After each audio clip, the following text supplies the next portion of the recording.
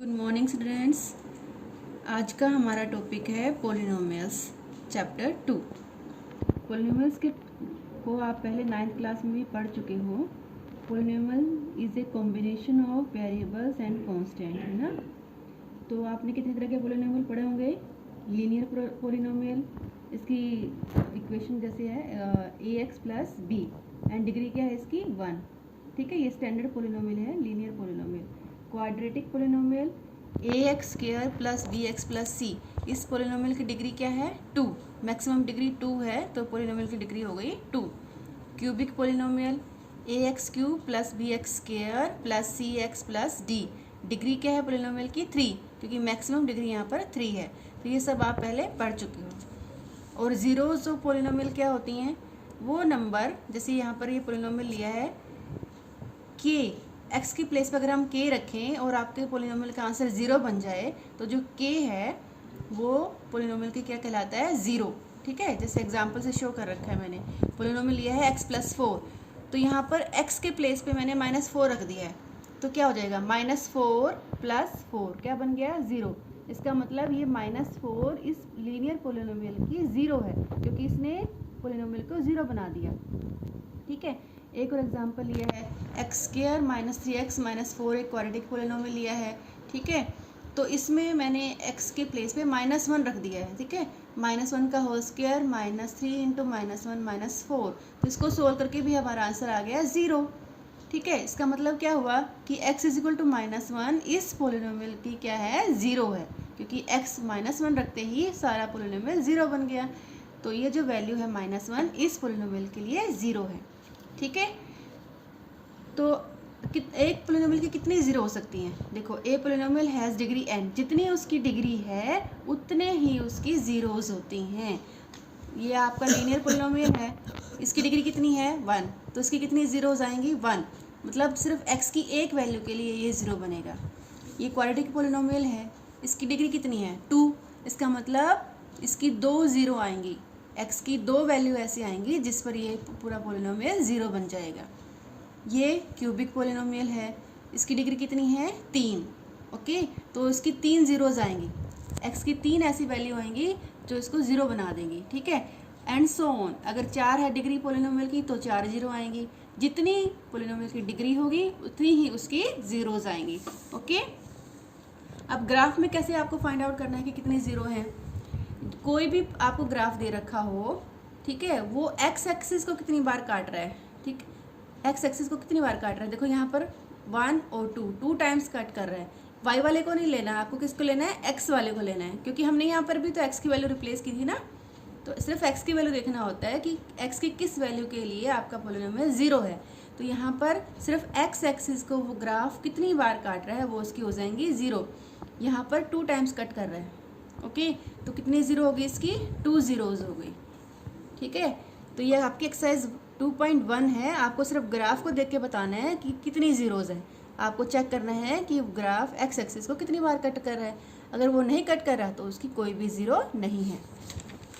अब आगे देखेंगे हम relation between zeros and coefficient of polynomial, ठीक है। अब कोफिशिएंट्स ऑफ पोलिनोमियल क्या होते हैं? आपने 9th में देखा होगा। ये पोलिनोमियल लिया है मैंने ax square plus bx plus c। X square का कोफिशिएंट क्या है यहाँ पर? a, जो x के साथ मल्टीप्लाई में है कांस्टेंट वो a है, वो क्या कहलाएगा? Coefficient of x square. x का कोफिशिएंट क्या है? b, क्योंकि b जो है x के साथ मल्टीप्लाई में है। Coefficient of x is b and constant term is c। ये a b c हैं, ये कोफिशिएंट्स हैं किसके? गिवन पोलिनोमियल के। a एक्स स्क्वायर का कोफिशिएंट है, b एक्स का कोफिशिएंट है और c कांस्टेंट है, ठीक है। अब देखो, आपने ये जो क्वेश्चंस है इस टाइप के पोलिनोमियल सॉल्व करने वाले 9th क्लास में कर रखे हैं। जीरोज निकालना ना इसकी सीख रखी है आपने। जैसे मैंने एग्जांपल लिया है x square plus 7x plus 10, इसको हमें सॉल्व करना है।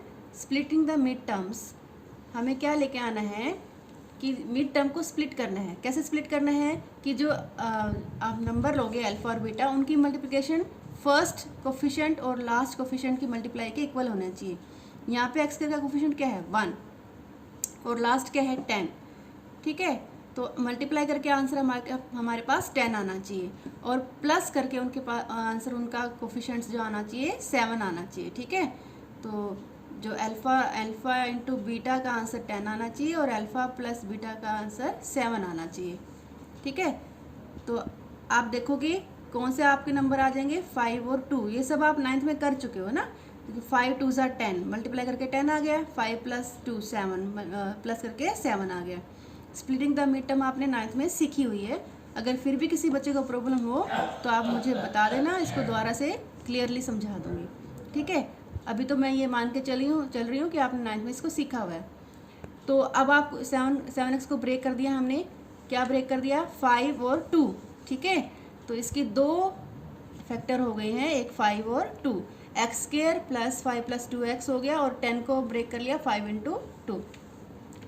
तो अब आपका ये मिड टर्म है, ये x square as it is, 7x कैसे ब्रेक हो गया, 5x प्लस 2x प्लस 10। ठीक है, यहाँ से x कॉमन ले लिया तो यहाँ पर बच गया x प्लस 5, यहाँ से इनमें से x कॉमन ले लिया और इनमें से 2 कॉमन ले लिया, 2 कॉमन ले लिया, यहाँ बच गया x प्लस 5 फिर से हमने कॉमन ले लिया, तो एक फैक्टर हमारा x प्लस 5 हो गया, एक फैक्टर हमारा x प्लस 2 हो गया। ये सब आपने 9th क्लास में सीखा हुआ है। अब ये 0 कब बन जाएगा पोलिनोमियल, जब x प्लस 2 0 हो जाएगा। x प्लस 2 0 का मतलब x इज इक्वल टू -2, और जब x प्लस 5 0 हो जाएगा, इसका मतलब x इज इक्वल टू -5। ठीक है, तो इसकी 2 जीरोज आ गई हैं, एक -2 और एक -5। ओके, 2 जीरोज आ गई हैं इसकी, कौन कौन सी आ गई है, -2 और -5।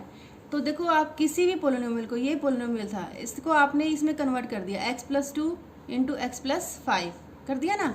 यहाँ पर ये 0 है, 2 और 5 क्या है, इसकी जीरोज हैं।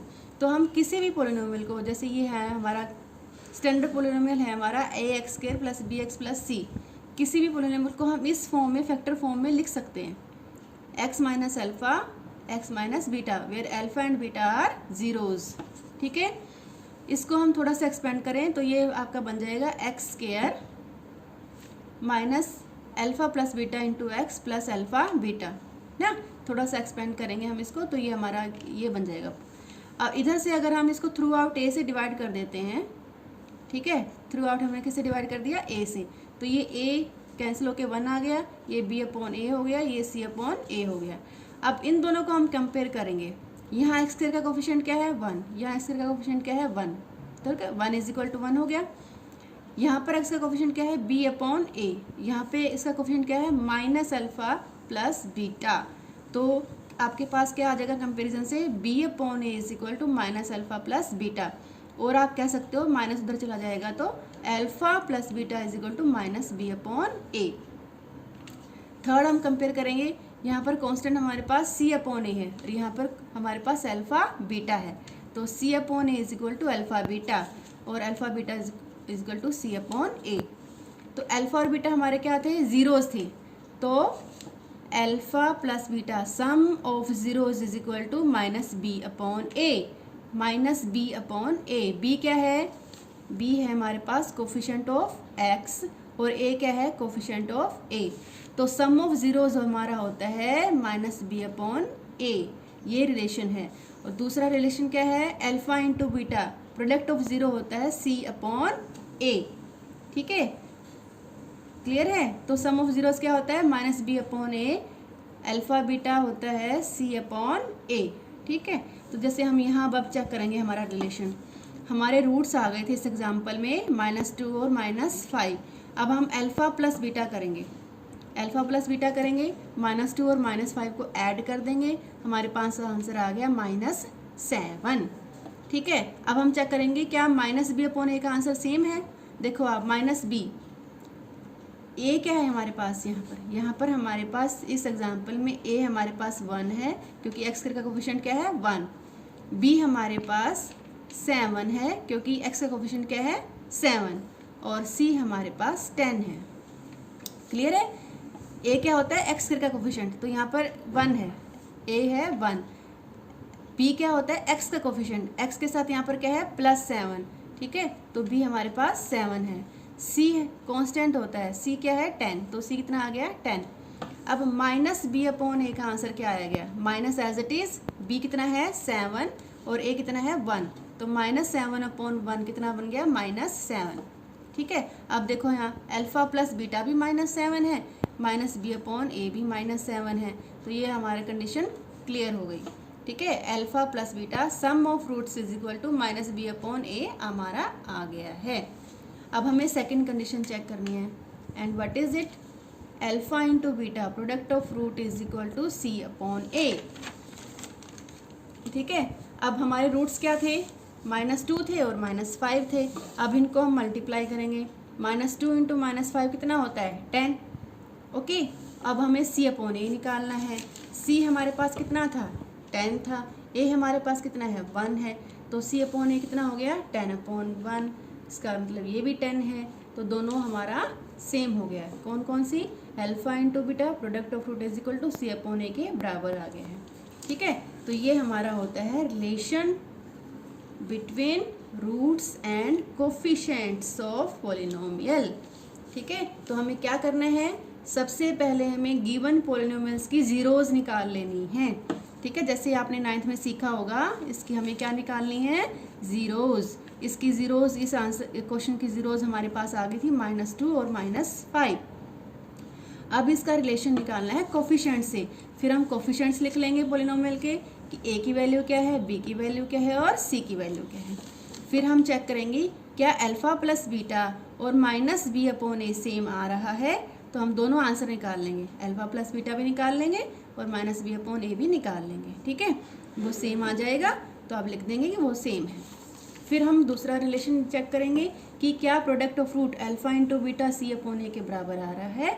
अगर वो बराबर आ रहा है तो आप लिख देंगे कि इट इज़ इक्वल। ओके, ये है हमारा आज का काम।